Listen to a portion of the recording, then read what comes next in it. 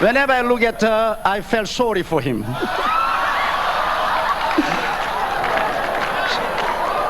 So I said, Pastor Kim, you are really kidding. He said, Pastor, no.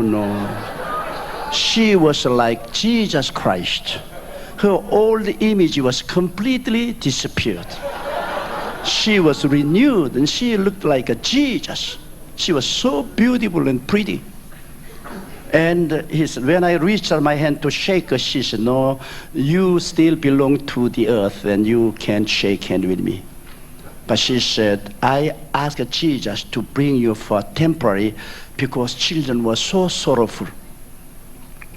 Jesus heard mercifully my prayer. She said, when you go down to the earth, tell the children that their mother is more alive here than on the earth. And their mother is very happy here, glorious. So when you go down, tell them. And also, those boys are all going to become a minister. So tell them to be faithful to Jesus Christ, preach gospel, and let them come on heaven and meet here together. And he was chatting, and she's especially the back part of her skull was shining like a diamond. Then he remembered when in the country on Sunday, without going to work in the rice paddy, he and his wife adorned themselves to go to church. And after service, they were coming back home. Their father-in-law, his father, was so angry that he took the rock and cast. And that rock hit her skull, and the skull was broken and bled. And he said, when he saw her in heaven, that place was shining like a diamond. Diamond. When you receive persecution, all of those things are going to be paid off. Then Jesus said, you can't stand here too long. You have so many things to see.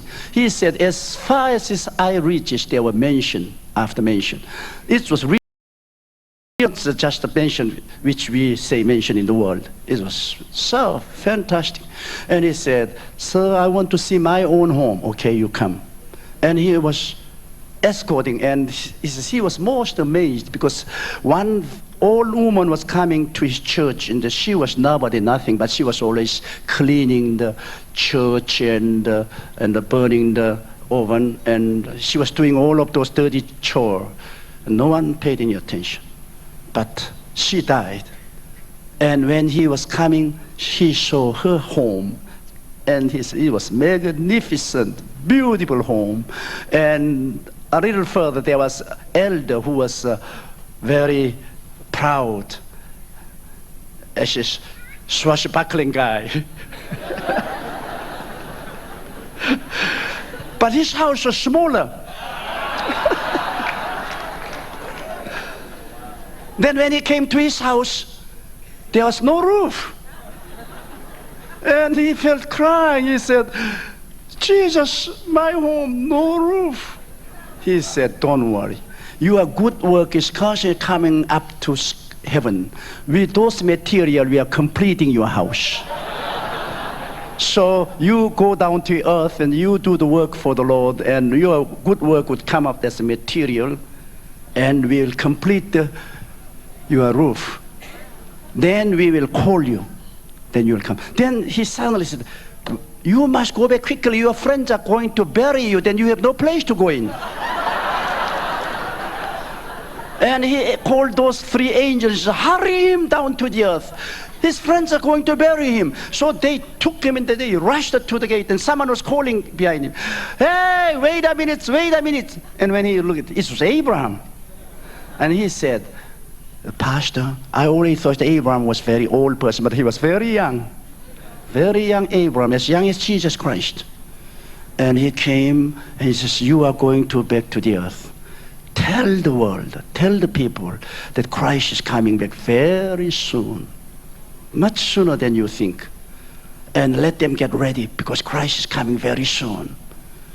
Then when he came to the gate, the angel took him, and they took the same escalator from the northern part of the sky to the North Pole.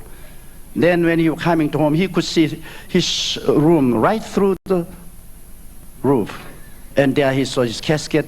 Friends were ready to put him in casket, and there was his corpse. And when he stood at the feet of his court, angel said, "Dive in." They pushed him. He dived in. He came alive. This is true story because I have seen with my own eyes, and he has worked as my associate in my church. Now still he's alive and he's working in Prayer Mountain. If you ever come to South Korea, if you would like to talk with him, I'll let you meet him. And you know, there's heaven to gain, hell to avoid. Jesus Christ finished the death, hell, and he brings eternal kingdom of God to us. As a servant, one who has received so much from the grace of God.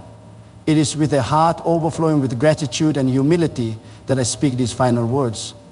Yes, these are my last words. And as I speak, I know in my spirit that the heavens are watching, and I can already hear the angels whispering. Let me share with you something so precious. Something that I have seen with my own eyes. What I am about to say to you today is not just a message, it is a testimony of heaven. As I prepare to leave this world, I want you to know that heaven is real, and I have seen it, I have walked in it, and I have felt the glory of God in ways that words cannot fully describe. The truth is, heaven is not some distant place. It is closer than you think, closer than you can imagine. And when you know this truth, when you experience heaven in your heart, everything changes. I have spent my life preaching the gospel, building churches, raising leaders, and ministering to God's people. But in these final moments of my earthly life, I want to share something with you that I have learned through